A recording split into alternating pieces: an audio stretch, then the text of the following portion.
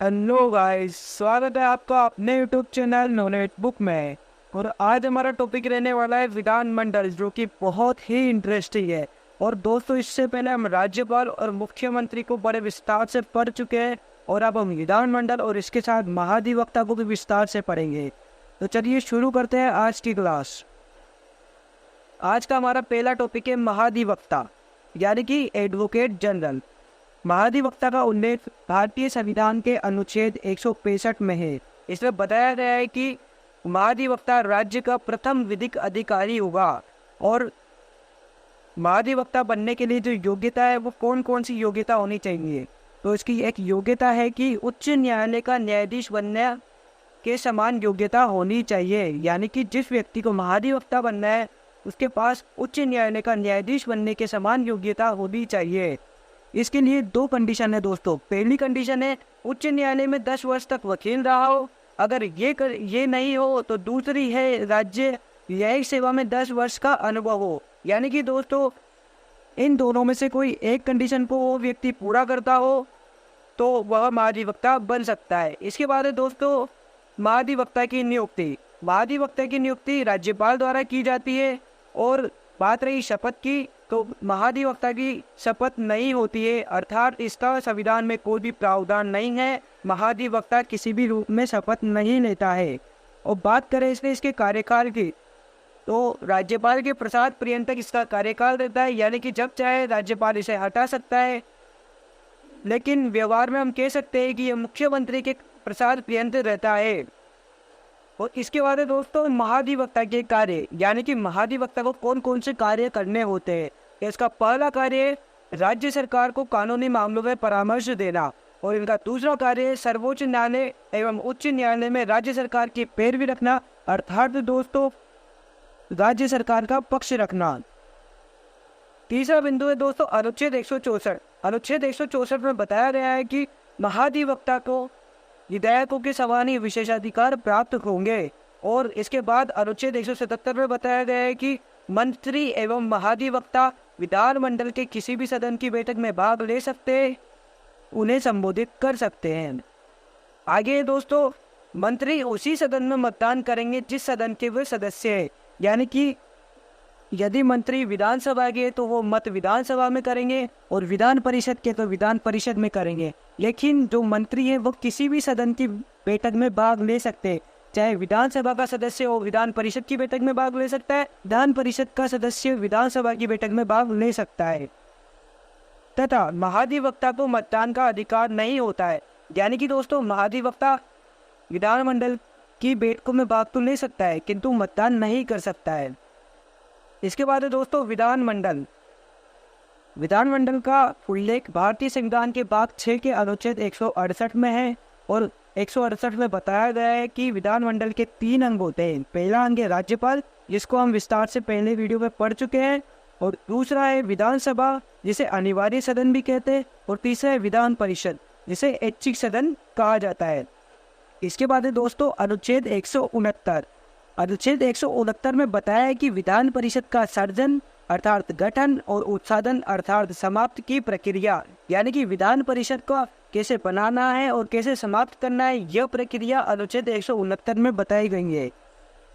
यदि किसी राज्य में विधान परिषद का गठन करना है तो संबंधित राज्य की विधानसभा में एक प्रस्ताव लाना होगा, और इस प्रस्ताव को विशेष बहुमत यानी कि 2/3 से पारित करना होगा। इसके पश्चात संसद में यदि साधारण बहुमत से यह स्वीकार कर लिया जाता है तो उस राज्य में विधान परिषद का गठन हो जाएगा, लेकिन इसे संविधान संशोधन नहीं माना जाएगा।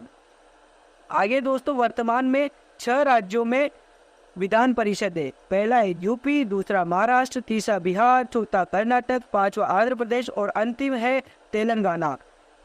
दोस्तों आंध्र प्रदेश में विधान परिषद की समाप्ति की मांग की जा रही है, और तेलंगाना में जो विधान परिषद है वो नवीन विधान परिषद है। एक नोट है दोस्तों, जम्मू कश्मीर केंद्र शासित प्रदेश बनने के कारण यहाँ विधान परिषद समाप्त हो गई है। राजस्थान व पश्चिम बंगाल में विधान परिषद की गठन की मांग की जा रही है। आगे दोस्तों विधान परिषद। विधान परिषद का उल्लेख भारतीय संविधान के अनुच्छेद 171 में है। दोस्तों आइए बात करते हैं विधान परिषद के उपनाम की। इसका पहला उपनाम है उच्च सदन, द्वितीय सदन, स्थायी सदन और इसे ऐच्छिक सदन भी कहा जाता है। आगे देखिए दोस्तों, विधान परिषद के सदस्यों की अधिकतम संख्या कितनी हो सकती है? तो राज्य की विधानसभा के कुल सदस्यों की 1/3% होगी। यानी कि दोस्तों किसी राज्य में जितनी विधानसभा सीटें हैं उसकी 1/3% सीटें विधान परिषद में होगी।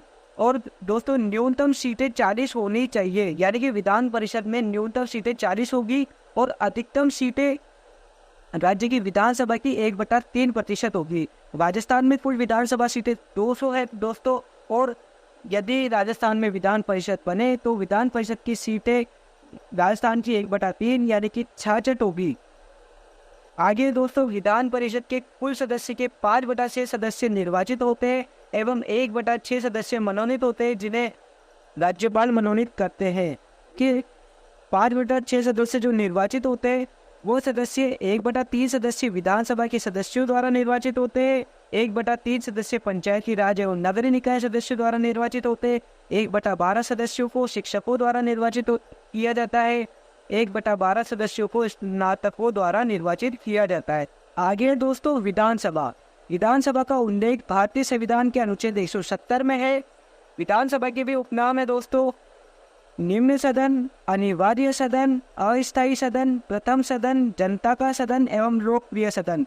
दोस्तों विधान परिषद एवं विधानसभा के उपनाम से भी क्वेश्चन आते हैं, तो आप इन्हें अच्छे से याद रखिए।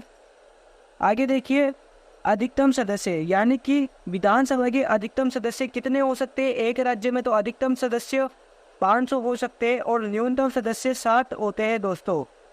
लेकिन कुछ अपवाद है दोस्तों, उन्हें देखते हैं। पहला है गोवा, जहाँ पर 40 विधानसभा सदस्य है, अर्थात यहाँ पर 40 विधानसभा सीटें हैं। मिजोरम, जहाँ पर भी 40 विधानसभा सीटें हैं। सिक्किम, जहाँ 32 ही विधानसभा सीटें हैं। और चौथा और अंतिम है पुडुचेरी, जहाँ मात्र 30 विधानसभा सीटें हैं। राजस्थान में विधानसभा के सदस्यों की संख्या 200 है दोस्तों, अर्थात यहाँ पर विधानसभा की 200 सीटें हैं। आगे देखिए दोस्तों, अनुच्छेद 332 के तहत अनुसूचित जाति हेतु 34 सीटें एवं जनजाति हेतु 25 सीटें आरक्षित की गई है। अर्थात कुल आरक्षित सीटें हैं दोस्तों 59 यानी कि 59। अर्थात दोस्तों 59 सीटें ऐसी है जो आरक्षित है, जिन पर चुनाव अनुसूचित जाति एवं जनजाति के लोग ही लड़ सकते हैं। बात करते हैं दोस्तों विधानमंडल के सदस्यों की योग्यताओं के बारे में, जिसका उल्लेख भारतीय संविधान के अनुच्छेद 173 में है। पहली योग्यता है दोस्तों भारत का नागरिक होना चाहिए। दूसरी, न्यूनतम उम्र, विधानसभा के लिए 25 वर्ष की आयु पूर्ण कर चुका हो और विधान परिषद के लिए 30 वर्ष की आयु पूर्ण कर चुका हो। तीसरी, अनुसूची के तहत उम्मीदवार की शपथ लेता हो और अन्य संसद द्वारा निर्धारित योग्यताओं की पूर्ति करता हो। आगे दोस्तों निर्वाचन, यानी कि विधानमंडल के सदस्यों का निर्वाचन किस प्रकार होता है। राज्यसभा के सदस्यों का निर्वाचन प्रत्यक्ष रूप से होता है और विधान परिषद के सदस्यों का अप्रत्यक्ष रूप से चुना जाता है दोस्तों। विधानसभा के जो सदस्य हैं उनकी मत प्रणाली होती है सार्वभौमिक वयस्क मताधिकार के आधार पर, और विधान परिषद के सदस्यों को एकल संक्रमण या आनुपातिक प्रतिनिधित्व मतदान प्रणाली द्वारा चुना जाता है दोस्तों। विधानसभा में कहा गया है कि अग्रता ही विजेता है, यानी कि the first fast the post, यानी कि जो सबसे अधिक मत लाएगा वही जीतेगा। इसके बाद दोस्तों 61वें संविधान संशोधन 1989 में यह प्रावधान किया गया है कि जो मतदाता होगा उसकी आयु 21 वर्ष से घटाकर 18 वर्ष कर दी गई है। यानी कि जो पहले मतदाता की उम्र थी वह 21 वर्ष थी, यानी कि 21 वर्ष का व्यक्ति ही मतदान कर सकता था, किंतु अब इस संविधान संशोधन के बाद 18 वर्ष का व्यक्ति भी मतदान कर सकता है। आगे दोस्तों शपथ, जिसका उल्लेख अनुच्छेद 188 में है। विधानमंडल के सदस्यों को शपथ राज्यपाल एवं उनके प्रतिनिधि द्वारा दिलाई जाती है। व्यवहार में दोस्तों प्रोटेम स्पीकर शपथ दिलाता है। आगे दोस्तों कार्यकाल, विधानमंडल के सदस्यों का कार्यकाल अनुच्छेद 172। विधानसभा के सदस्यों का कार्यकाल सामान्यतः 5 वर्ष होता है और विधान परिषद जो स्थायी सदन है इसके सदस्यों का कार्यकाल 6 वर्ष होता है। राष्ट्रीय आपात के समय विधानसभा के सदस्यों का कार्यकाल एक वर्ष हेतु आगे बढ़ाया जा सकता है। विधान परिषद में देखें दोस्तों, प्रति 2 वर्ष पश्चात 1/3 सदस्यों की सेवानिवृत्ति व 1/3 सदस्यों को निर्वाचित किया जाता है। विधानसभा के सदस्यों को कार्यकाल से पूर्व राज्यपाल द्वारा हटाया जा सकता है, जिसका उल्लेख अनुच्छेद 175 में है। आगे दोस्तों, विधानमंडल के सत्र। विधानमंडल में कौन कौन से सत्र होते हैं? तो पहला सत्र होता है बजट सत्र, जो फरवरी से मई के बीच चलता है और जून अवकाश रहता है। दूसरा है मानसून सत्र, जो जुलाई से सितंबर तक चलता है और अक्टूबर अवकाश रहता है। तीसरा है शीतकालीन सत्र, जो नवंबर से दिसंबर तक चलता है, जनवरी अवकाश रहता है। 2 सत्रों के मध्य अधिकतम समय 6 माह होता है दोस्तों, यानी कि 6 माह के अंतर्गत कोई न कोई सा सत्र चलना आवश्यक है। विधानमंडल की कार्यवाही, यानी कि विधानमंडल से कार्यवाही किस प्रकार होती है? तो पहले होते हैं 11 से 12 बजे प्रश्नकाल होता है, 12 से 1 बजे की भी शून्यकाल होता है और 2 से 6 बजे की कानून निर्माण काल होता है। प्रश्नकाल में देखिए दोस्तों, तारांकित यानी कि उत्तर मौखिक रूप से दिए जाते हैं और पूरा प्रश्न पूछे जाते हैं। अतारांकित प्रश्न उत्तर लिखित रूप में दिए जाते हैं, पूरक प्रश्न नहीं पूछे जाते हैं। अल्प सूचनात्मक उत्तर मौखिक रूप से दिए जाते हैं। इसके बाद शून्यकाल। शून्यकाल ये भारतीय नवाचार है, यानी कि भारतीय लोगों ने इसे शुरू 1962 में किया है। इसे आतंक का काल कहा जा सकता है और इसे प्रश्न उत्तर का काल भी कहा जा सकता है। अगला पॉइंट है दोस्तों साधारण विधेयक। साधारण विधेयक का उल्लेख अनुच्छेद 196 में है, जिसमें बताया गया है कि साधारण विधेयक विधानमंडल के किसी भी सदन में पेश किया जा सकता है। यदि मंत्री पेश करे तो यह सरकारी होगा और इसके अलावा अन्य सदस्य पेश करे तो यह गैर सरकारी होगा। यदि विधेयक को पहले विधानसभा ने पारित किया है तो विधान परिषद 3 + 1 माह 4 माह हेतु इसे रोक सकती है और यदि 4 माह में भी यह पारित न हो तो स्वतः पारित मान लिया जाएगा। अर्थात दोस्तों, विधानसभा ने किसी विधेयक को पारित कर दिया है और विधान परिषद उसे पारित नहीं करती है, तब वह स्वतः ही पारित मान लिया जाएगा। यानी कि दोस्तों, साधारण विधेयक के संबंध में विधानसभा को अधिक शक्ति प्राप्त है और विधान परिषद को कम शक्ति प्राप्त है।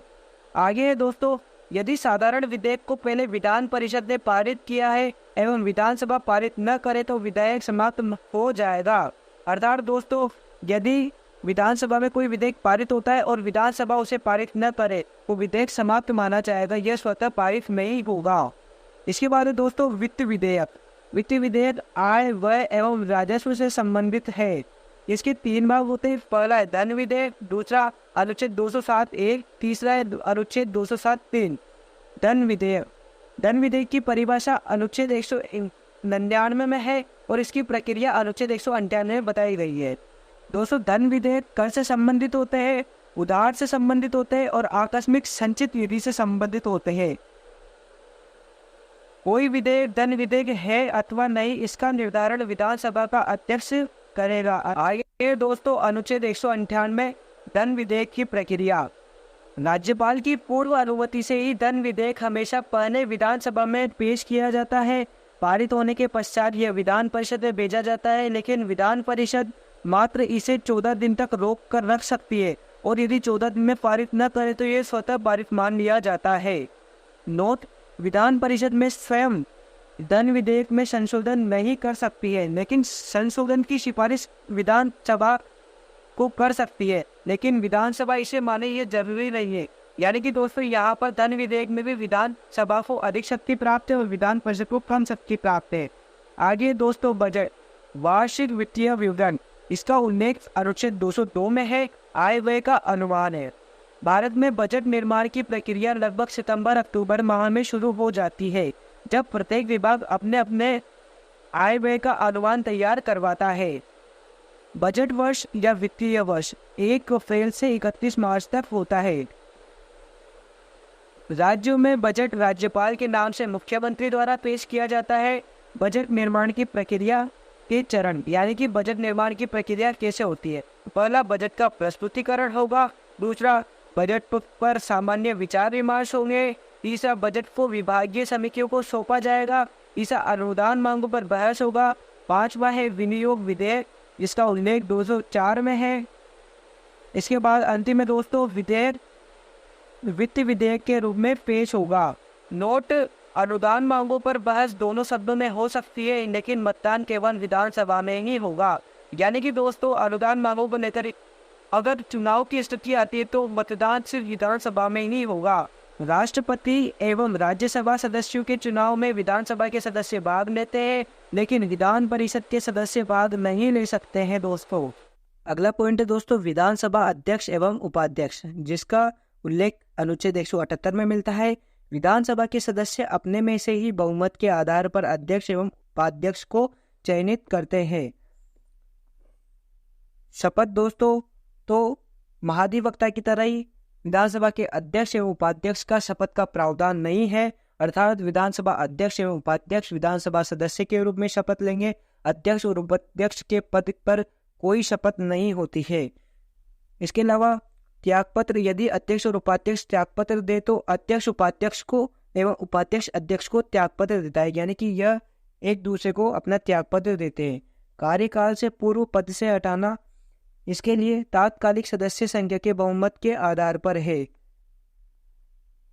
राजस्थान में विधानसभा के प्रथम अध्यक्ष नरोत्तम लाल जोशी थे।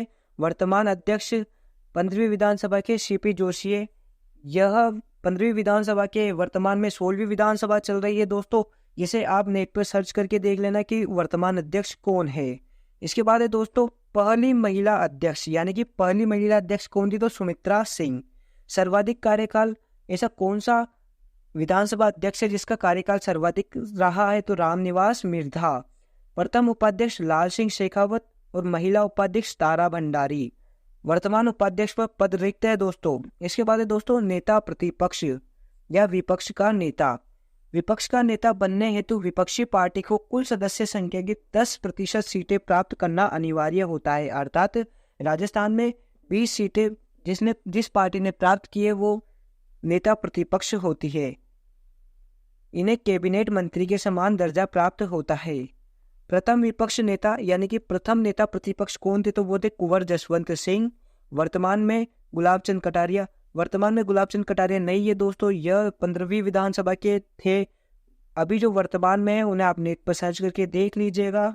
उपनेता प्रतिपक्ष राजेंद्र राठौड़। मुख्य सचेतक महेश जोशी। उप मुख्य सचेतक महेंद्र चौधरी। नेता सत्ता पक्ष मुख्यमंत्री होता है, जो अशोक गहलोत 15वीं विधानसभा के थे। वर्तमान में भजनलाल शर्मा है दोस्तों।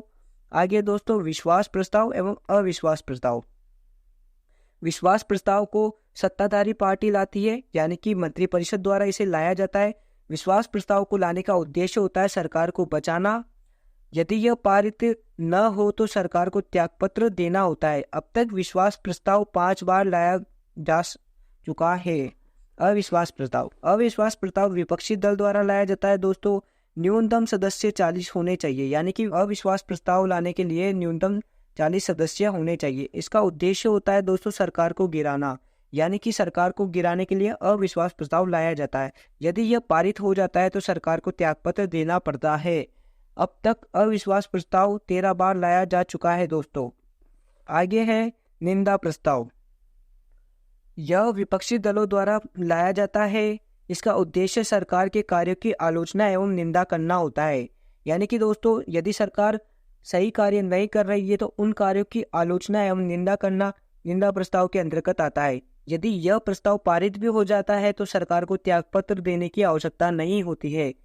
इसके बाद है स्थगन या काम रोको प्रस्ताव। सदन की मौजूदा कार्यवाही को रोककर लोक महत्व के अविलंबनीय विषय पर सदन में बहस करवाना है तो यह प्रस्ताव लाया जाता है। इसके बाद है ध्यान आकर्षण प्रस्ताव। ध्यान आकर्षण प्रस्ताव भारतीय नवाचार है। इसे 1954 से शुरू किया गया था। सदन व सरकार का ध्यान किसी विशेष मुद्दों पर आकर्षित करने हेतु यह प्रस्ताव लाया जाता है। आगे दोस्तों विधानसभा में राज्य अर्थात राजस्थान की प्रथम विधानसभा के समय 160 सीटें थी। सेकंड विधानसभा में 176 सीटें हो गई और फोर्थ विधानसभा में बढ़कर वह सीटें 184 हो गई तथा छठी विधानसभा में 200 हो गई। राजस्थान में वित्तीय समितियां 4 है दोस्तों। पहली है जन लेखा समिति, दूसरी है प्राक्कलन समिति, तीसरी है प्राक्कलन समिति ख और चौथी है राजस्थान उपक्रम समिति। आज की क्लास में इतना ही दोस्तों, मिलते हैं आने वाले वीडियो में। और अगर अभी तक आपने चैनल को सब्सक्राइब नहीं किया है तो चैनल को सब्सक्राइब करें।